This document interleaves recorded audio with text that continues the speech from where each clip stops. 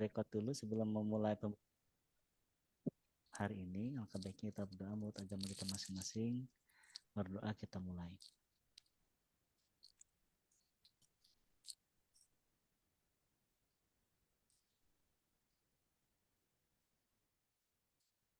Oke, cukup. Ya, mudah-mudahan kegiatan kita pada malam hari ini dapat bermanfaat, tidak hanya menyimak tapi kita bisa melakukan atau berkontribusi terhadap keilmuan atau terhadap permasalahan yang ada ya. Oke. Langsung saja saya share screen. Suaranya terdengar jelas ya? Dengar Bapak. Ada dua ini ya.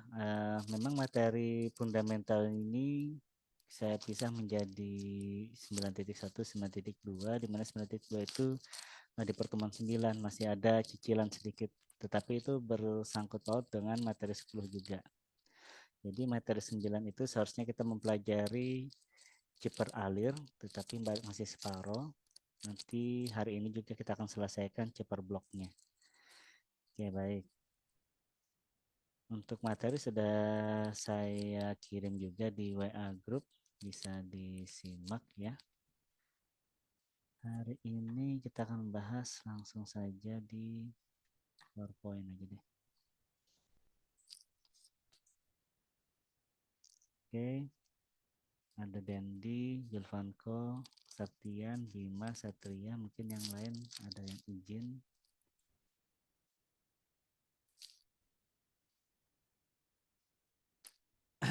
Ada yang kuliah malam juga nggak di dosen yang lain?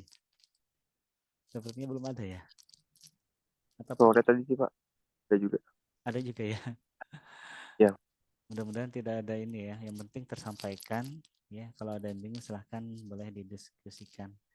Harapannya sih setiap materi yang dipelajari itu bisa dijadikan tugas akhir ya, seperti itu. Atau berkaitan dengan tugas akhir atau yang berkaitan atau relevan dengan tugas akhirnya nantinya. Oke, ini masuk ke chipper alir ya. Sebelumnya sudah dijelaskan ada di kriptografi kriptografi itu kan ada klasik dan modern. Di mana kriptografi klasik itu hanya berkisar karakter. Nah, kalau modern ini pastinya menggunakan komputasi ya. Kalau umpamanya kita buat dengan dengan metode kuno secara hitung-hitungan itu akan menyulitkan kita karena di sini berbasis binary ya. Binary itu 1 0 yang hanya dipahami oleh komputasi atau CPU. Nah, di kriptografi modern itu ada dua cara ya. Jadi untuk simetri kuncinya sama antara pengirim penerima itu ada dua cara untuk tekniknya, ada dua cara yaitu stream keeper yang sudah dipelajari kemarin dengan block keeper. Ada kelebihan kekurangan pastinya ya. Jadi disesuaikan nantinya di latar belakang masalah. Kalau umpamanya kasusnya mau enkripsi pesan suara, pesan komunikasi jaringan itu sebaiknya menggunakan stream keeper ya. Karena dia mengalir ya. Jadi kalau putus di tengah jalan itu tetap berlanjut. Kalau kita menggunakan protokol di jaringan itu biasanya menggunakan protokol TCP ya, bukan UDP. Kalau untuk jaring komunikasinya menggunakan stream itu adalah UDP. Seperti kita sekarang ini kalau kita WireShark hasilnya nanti banyak protokol UDP-nya karena kita menggunakan streaming. Oke, baik. Sebelumnya sudah dijelaskan ketika kita menggunakan chipper alir ada namanya keystream ya, kunci mengalir ya. Di mana keystream ini kunci ini akan digenerate secara acak dengan sistem stream. Nah, sistem streamnya itu bagaimana? Nah, sistem stream itu otomatis mengalir ya. Mengalir dari bit ke bit yang lain. Nah, ada 3 tinjauan kasus yang harus kita perhatikan. Keystream itu seluruhnya 0 itu tidak dibolehkan. Karena ketika 00 ya, keystreamnya otomatis hasilnya akan sama dengan antara plain text dan ciphertext-nya. Ya, contoh seperti ini. Jika plain text-nya di-XOR-kan dengan 0, itu pastinya tidak ada perubahan. Otomatis tidak berarti. Jika pembangkitnya berulang, keystream-nya berulang, ya, itu juga tidak baik karena tidak aman. Nah, kalau keystream truly random itu akan lebih baik. Nah, ini yang kita akan gunakan, truly random. Bisa diacak secara betul-betul acak ya, atau disebut OTP one time pad. Nah, untuk mendapatkan OTP otomatis kita harus mengesorkan secara stream dengan menggunakan generator.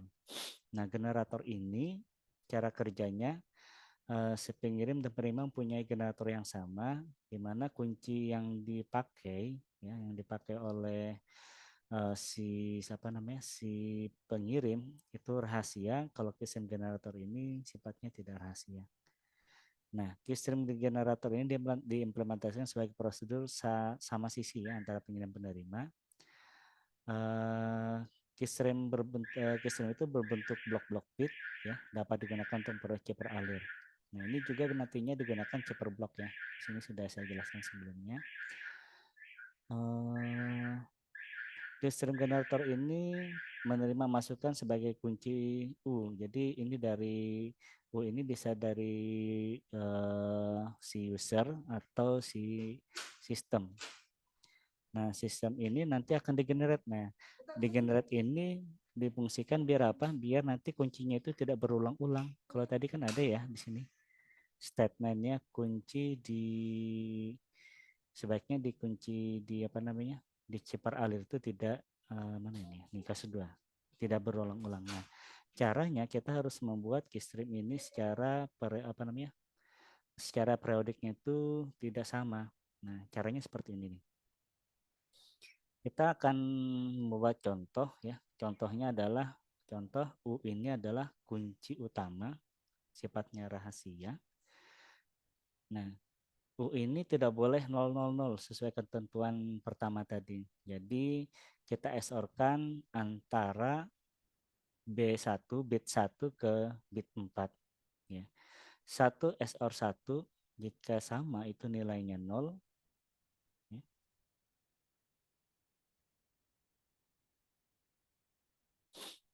Kalau 1 XOR 0 itu akan menjadi 1.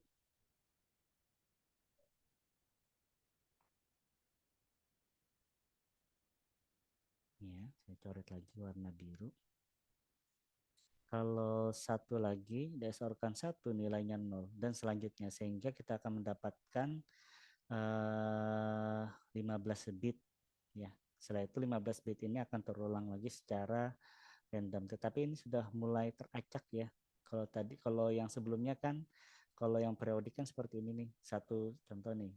Nah, ini secara periodik satu blok ini sama semuanya. Gitu. Kalau yang ada ini satu blok lebih di mana dipangkatkan menjadi contoh N-nya adalah 2 pangkat 4, otomatis nanti keluarnya adalah 16 kurang 1. Jadi ada 15 bit. Saya itu nanti akan diulang seperti itu. Ini lumayan relatif aman. Nah, yang kita pakai tadi disebut feedback shift register. Jadi feedback shift register.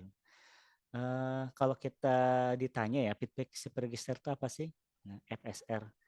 Jadi feedback ini ada 2 komponen, ada feedback. Feedback itu artinya umpan balik. Komponennya adalah 1 nih fungsinya umpan balik. Yang kedua adalah shift register. Shift register ini geser, pergeseran. Jadi dia akan mengumpan-balikkan dengan XOR. Di sini ada fungsi XOR, kita lanjut aja dulu ya. Ada 2 ya tadi ya. Ini saja. Nah, 4 bit. Jadi nah ini. Di sini sebagai tadi feedbacknya, umpan baliknya, XOR-nya. Jadi bit 1 contoh di sini di XOR-kan dengan bit yang terakhir. Nah, setelah itu hasil feedbacknya tadi itu dimasukkan di sebelah kiri atau di most significant bit di MSB. Selanjutnya kita geser 1 atau kita notasikan lebih dari double ya, 1. Otomatis ada pergeseran sehingga bit 1 ini ya, bit 1 ini dikeluarkan. Keluar seperti itu. Nah, yang bit 1 keluaran ini jadinya nanti chippernya. Jadi chippernya itu nanti bit luaran B1, B2. Nanti kan dikeluarkan terus tuh, ya. Nah, jadi rumusnya seperti ini, B4 dieksorkan B1, ini adalah feedbacknya, ya.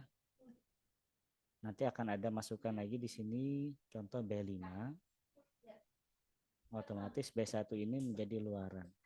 Caranya seperti itu. Oke, baik.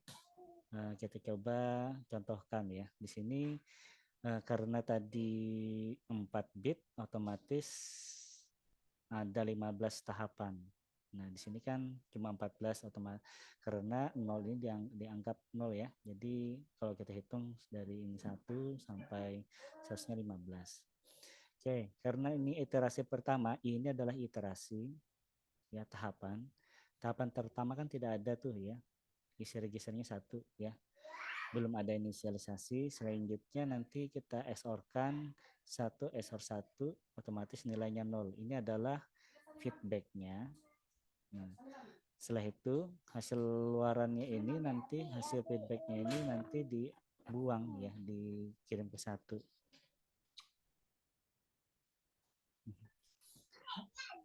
Nah, jadi 1 di sini. Nah, ini adalah C-nya nanti, chipper tag-nya. Oke, sampai di sini ada yang merasa susah memahaminya. Saya ulang lagi di sini ya. Contoh kedua ya. Contoh kedua ini kan 001 ya. Selanjutnya 0 XOR 1 itu 1. Jadi kalau umpamanya 1 XOR 0 atau kebalikannya itu pasti 1.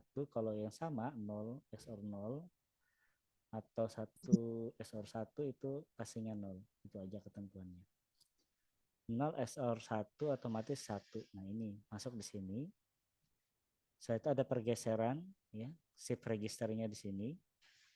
Ya, pergeseran 0 beralih ke sini, 1 beralih sini, 1 beralih sini, satunya dilemparkan ke sini.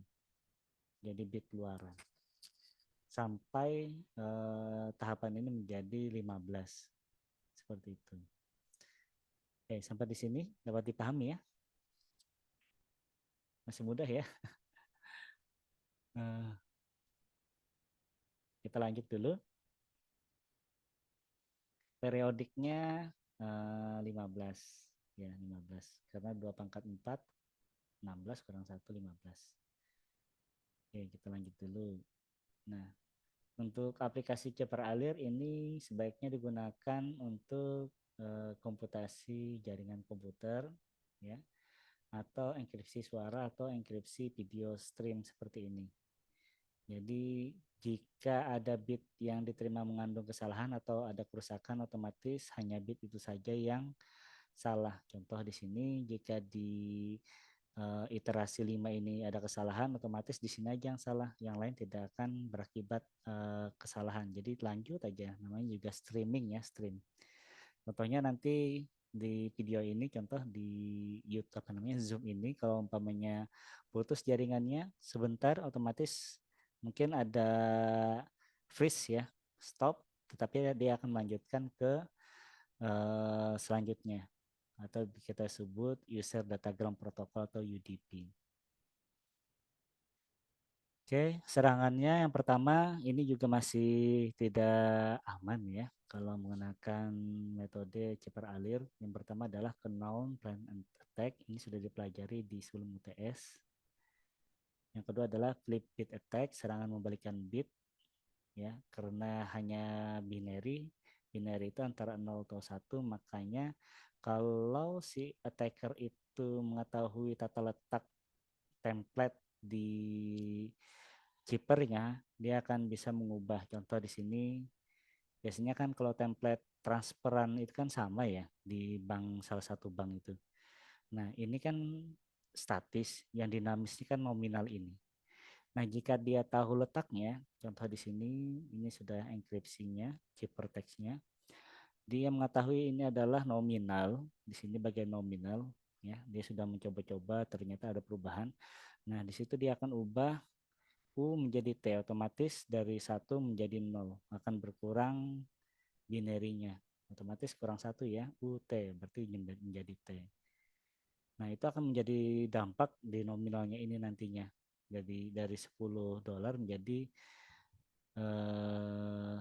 1010 ya dolar. Pengubahan pesan tidak perlu mengetahui kunci, ia hanya perlu mengetahui posisi pesan saja. Ini yang disebut tadi split bit attack. Kita akan dibaca, tidak ada. Untuk ceper alir mungkin memang ada kelemahan ya. Tapi mungkin ada juga kemudahannya.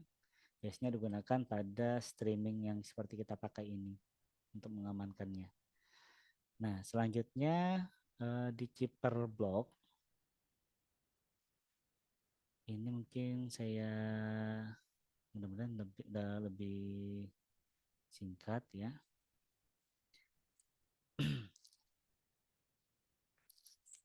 Sepertinya masih bisa dicapai nih nanti.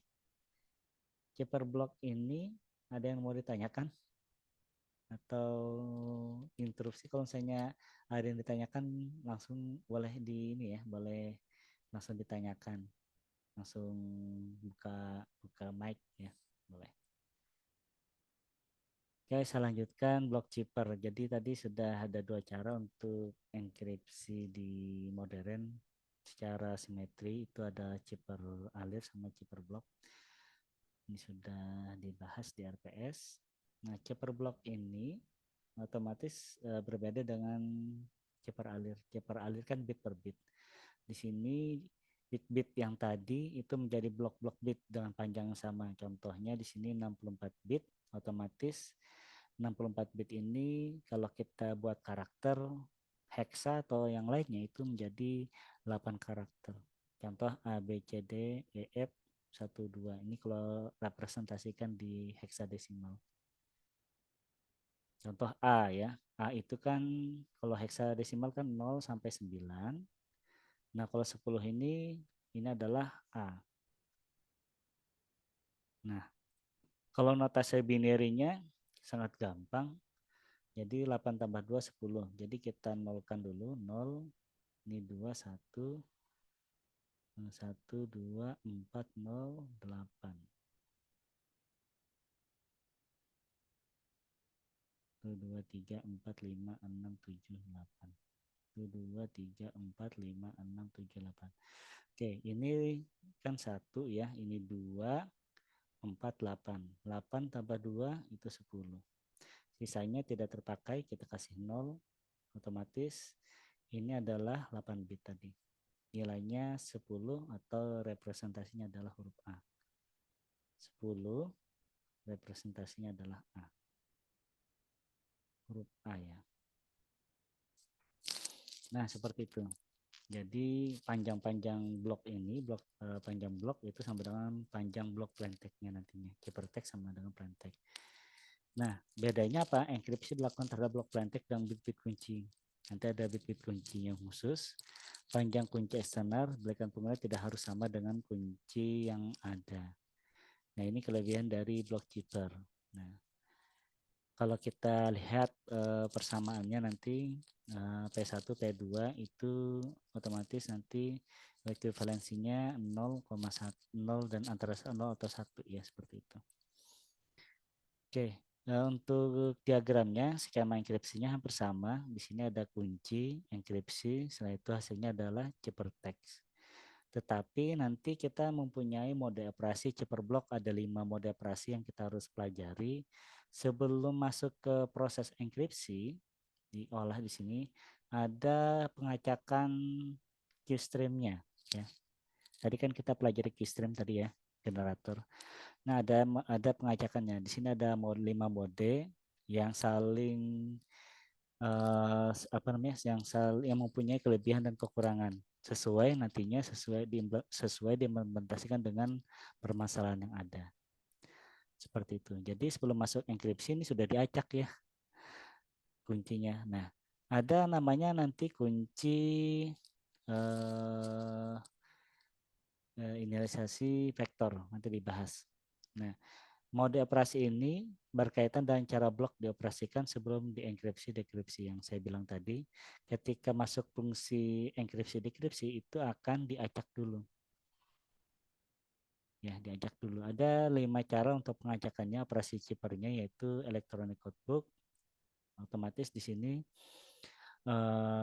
sistem sistem bloknya itu sebelum dienkripsi dia akan diacak secara elektronik dengan menggunakan codebook.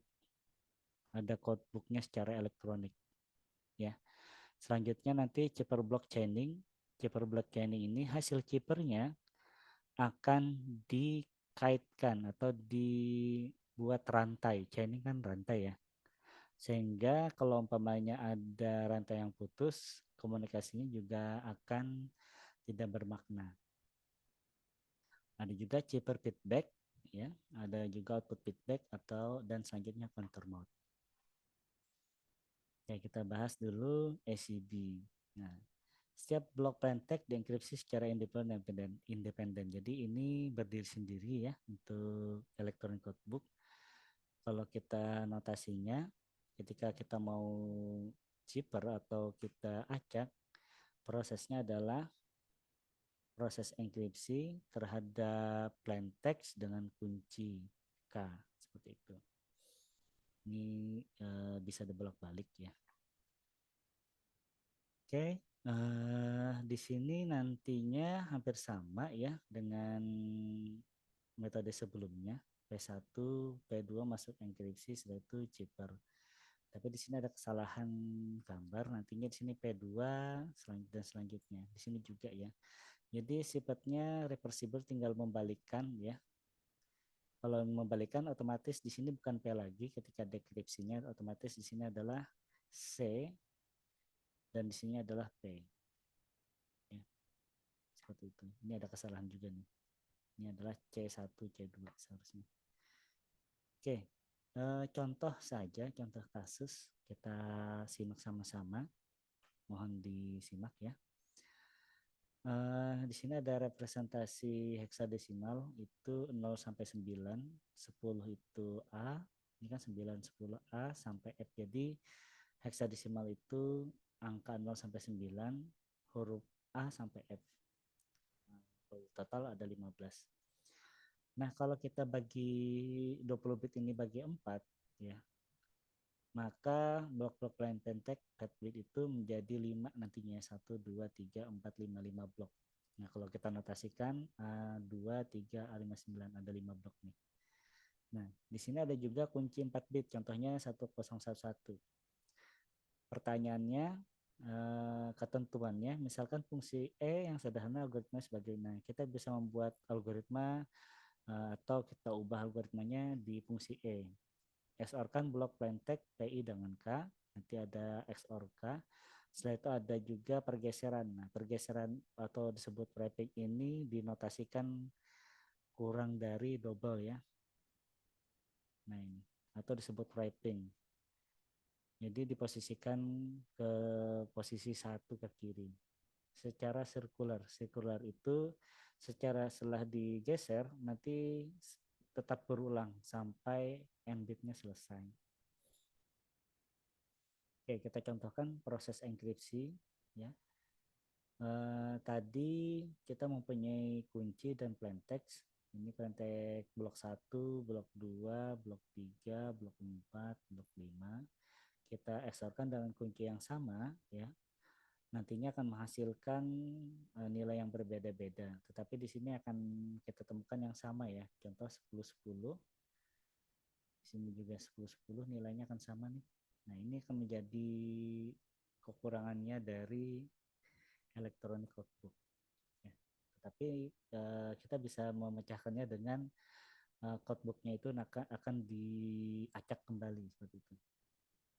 Nah, setelahnya kita buat pergeseran ya. Setelah 001 kita wrapping. Wrappingnya caranya bagaimana ya? Wrappingnya yang satu ini maju ke depan ya, wrappingnya sehingga nantinya ada perubahan ya. Sorry, dari sini dulu dari 0 pindah ke belakang, geser ke sini, otomatis satunya maju ke depan seperti itu. Contoh ini lagi, 1001 ini kita pindah ke belakang sini, wrapping ya, otomatis di sini jadi 10011 nilainya. Ini juga dipindah ke belakang sehingga nilainya menjadi 1000. Itu disebut wrapping, pergeseran ke kiri satu langkah. Nah, pada mode XCB ini yang saya paparkan sebelumnya itu mempunyai kelemahan juga. Jika ada kemunculan yang sama, akan selalu mempunyai nilai sama juga. Nah, karena saya blok plaintext yang sama selalu dienkripsi menjadi blok ciptatext yang sama, maka secara tertib mungkin membuat buku kode plaintext. Jadi kita bisa membuat kode book plaintext sehingga yang sama tadi tidak terjadi. Nah, ketentuannya dengan perpangkatan. Jadi kalau umpamanya 2 pangkat N, 4 contohnya ya, otomatis nanti ada 16 outlook ya, buku kode. Nah, di situ kita petakan biar tidak sama. Jadi nanti sistemnya adalah lookup table, mencari di table, mencocokkan di table. Di sini metode yang digunakan adalah one time pad. Kalau umpamanya sudah mempelajari one time pad, saya ingat Bapak ada mengirim di materi 9.1 itu ada UTP misalnya. Nah, ini juga menjadi permasalahan ketika kita membuat OTP ya, mungkin ada yang tidak terpakai di OTP itu sehingga ketika mempunyai bit yang besar, contoh 2 pangkat 4 itu akan membuat size-nya menjadi besar ya. Karena dia alokasi kodenya juga berbeda dan kalau menggunakan ACB ini kurang praktis. Nah, jika ukuran blok-bloknya itu mempunyai kekurangan ya atau lebih pendek, maka kita harus tutupi dengan padding bit. Padding bit ini bit tambahan pada MSB ya. Contoh di sini 01, contoh di sini ya.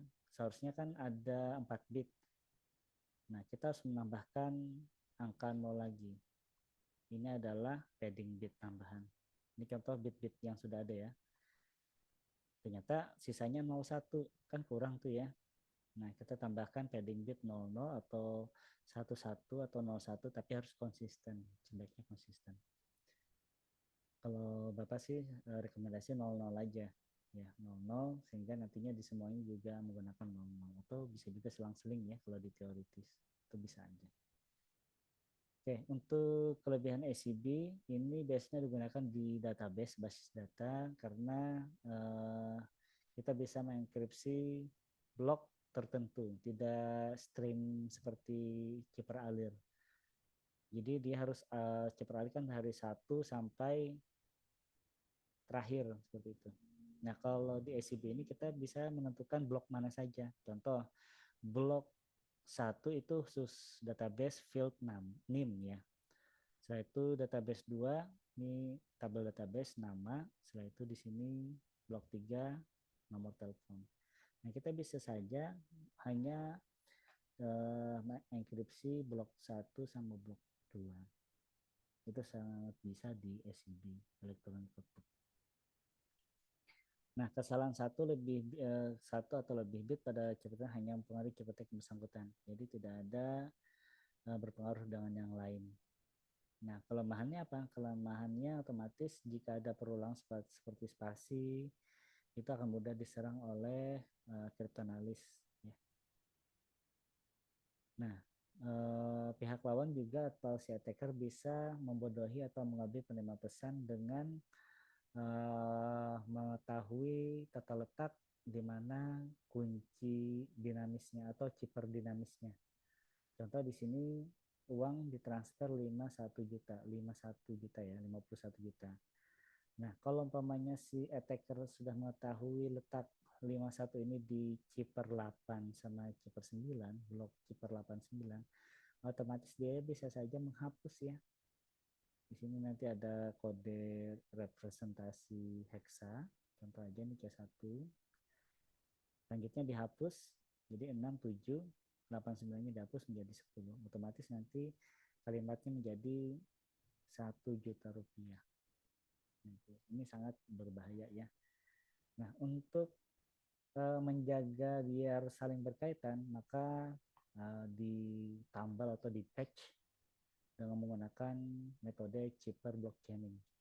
Hasil chippernya itu saling berkaitan dengan metode block, artinya kayak gitu, atau dibuat rantai saling berkaitan. Sisa 7 menit ya, kita sampai CBC aja mungkin.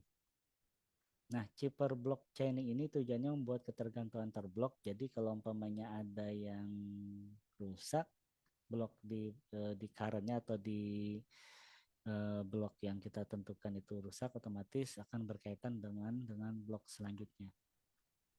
Setiap blok chipper type bergantung tidak hanya pada blok plaintext tapi juga seluruh blok plaintext sebelumnya. Nah, ini saya paparkan tadi. Nah, hasil enkripsi blok sebelumnya itu menjadikan umpan balik ya atau feedback ke dalam enkripsi blok current. Ya, kita lihat aja. Perbedaannya nanti di chipper block ini ada namanya blok semu ya, yang kita sebut inisialisasi vektor atau EV. Ini bukan Romawi ya, atau kita sebut EV. C0 sama dengan EV itu sama. Ya. Nah, EV ini dibangkitkan secara acak oleh program. EV ini tidak rahasia, kunci itu bersifat rahasia. Jadi bedakan ya, antara inisialisasi vektor dengan kunci itu berbeda. Kalau IP ini bisa dibuat oleh program atau buat kita, tapi kunci ini bersifat rahasia yang dibuat oleh person ya, atau sistem. Oke, pada dekripsi blok plaintext diperoleh dengan cara XOR-kan IV dengan hasil dekripsi terhadap blok CPT pertama. Kita langsung saja lihat di sini. Skema enkripsinya memang agak ruwet ya. Yang pertama ada 2 XOR yang nantinya ya. Contohnya di sini plaintext 1 di-XOR-kan dengan inisialisasi vektornya tadi. Nah, ini kan proses sebelum enkripsi. Sudah ada namanya XOR pertama. Nah, nantinya di XOR kedua itu ada proses di algoritma enkripsi ini, fungsi E. Nah, hasil chippernya tadi, ya hasil chipper dari K ini di-XOR-kan dengan E, itu hasilnya nanti dibuat pergeseran, ya. Hasilnya tadi C1, C1 ini menjadi luaran selanjutnya. Nah, chaining itu yang ini nih. Nah, ini disebut chaining atau rantai. Nah, nanti setiap luarannya C2, C3, C4 itu saling berkaitan. Nah, otomatis jika di sini rusak, nah selanjutnya akan rusak. Ya. Kalau proses dekripsinya akan berbeda ya. Kalau umpamanya syarat dikarnya rusak, nanti yang lain tidak bermasalah. Itu akan bertolak balik. Ya. Oke, kita contoh kembali, kita tinjau kembali contoh yang sebelumnya. Tadi ada 4 bit ya. Sama ya persis. Di sini kita buat kunci 1011 sama juga, tetapi di sini ada tambahan inisialisasi vektor, kita kasih C0 atau blok semu atau inisialisasi vektornya menjadi 000. 000 ya. Contoh aja ini terserah sih ya. Nah, selanjutnya fungsi E enkripsi pada proses ini kita buat sederhana aja. Kita esalkan antara blok plaintext yang hasilnya tadi dengan K, setelah itu ada wrapping. Ini sebenarnya boleh dimodif ya. Boleh dimodif.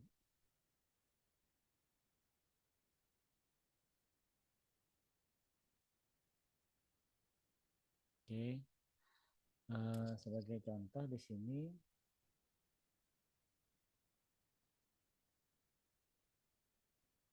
3 menit lagi ya. Dan bisa nih dicontoh ini dijelaskan.